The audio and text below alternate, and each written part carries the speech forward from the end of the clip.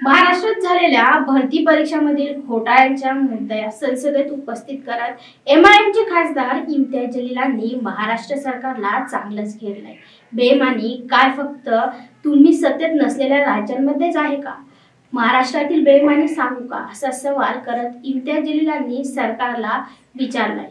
युवक आणि विद्यार्थ्यांच्या मुद्द्यावर आक्रमक झालेल्या इम्तियाज जलीलांचं भाषण सुरू असतानाच मंत्री महोदय तिथून निघून गेले। 1,40,00,000 बच्चे जो सरकारी नौकरी हासिल करने के लिए, महज 1,04,000 नौकरी हासिल करने के लिए 1,40,00,000 बच्चे जो दिन और रात मेहनत किए, पढ़ाई किए, एग्जामिनेशन के अंदर बैठे, बाद में पता चला कि पेपर लीक हो गया था, एग्ज़ाम कैंसिल हो गया। कई बच्चे एग्जामिनेशन के अंदर बैठ नहीं पाए क्योंकि उससे पहले ही पेपर लीक हो गया था।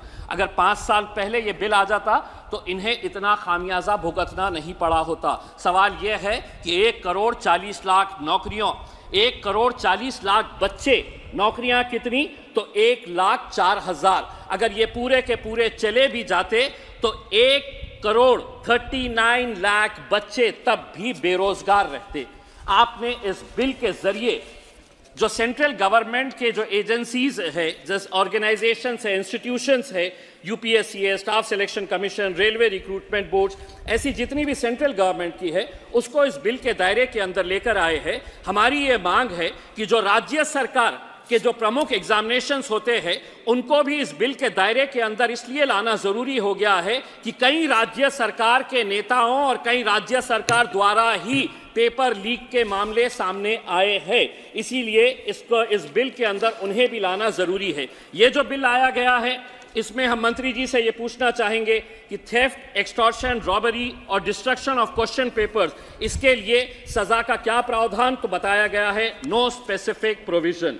दूसरा ये है कि डिबारमेंट फ्रॉम एग्जामिनेशंस, इसके लिए क्या प्रावधान है सजा का?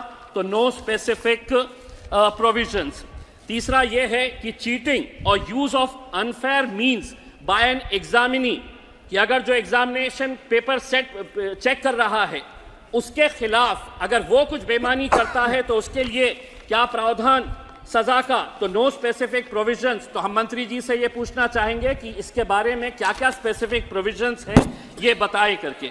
मंत्री जी ने जब अपना ये बिल को पेश कर रहे थे तो स्वाभाविक है आपके विरोधी राज्य जो है उन्हीं के बारे में आप जिक्र करेंगे। आपने राजस्थान का जिक्र कर लिया, पश्चिम बंगाल का जिक्र कर लिया, लेकिन क्या बेईमानियां आपके राज्यों के अंदर जो हो रही है उसका जिक्र नहीं करेंगे आप? मैं महाराष्ट्र से आता हूं, मैं महाराष्ट्र के अंदर कितनी बेईमानियां हुई है।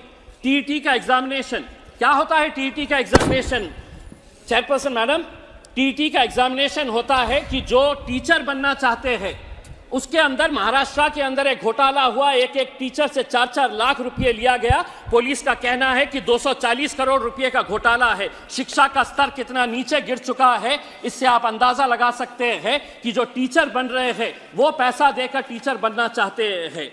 महाराष्ट्र के अंदर पिछले 2-3 सालों के अंदर कौन कौन से घोटाले हुए हैं?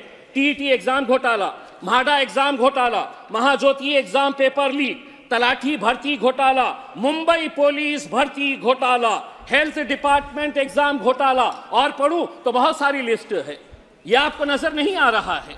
मेरा तो यह कहना है कि जहां जहां पर भी ये घोटाले हुए हैं उनके खिलाफ सख्त कार्रवाई होनी चाहिए। और दूसरा यह है मंत्री जी, जो बच्चे एग्जाम के अंदर बैठ रहे हैं, एक ग्रामीण इलाके का, रूरल एरिया का बच्चा 6-6 एग्जाम के अंदर बैठता है, केंद्र सरकार के, राज्य सरकार के, उससे आप पैसा लेते हैं, एग्जामिनेशन फीस, एप्लीकेशन की फीस लेते हैं। क्यों इन्हें माफ नहीं किया जा रहा है? एक तो आप नौकरियां नहीं दे रहे हैं और जो बच्चे 6-6 एग्जाम के अंदर बैठ रहे हैं उनसे है तो पैसा। अध्यक्ष महोदय, ये पूरा देश के नौजवान बच्चे आज सदन की तरफ नजर लगाए हुए थे।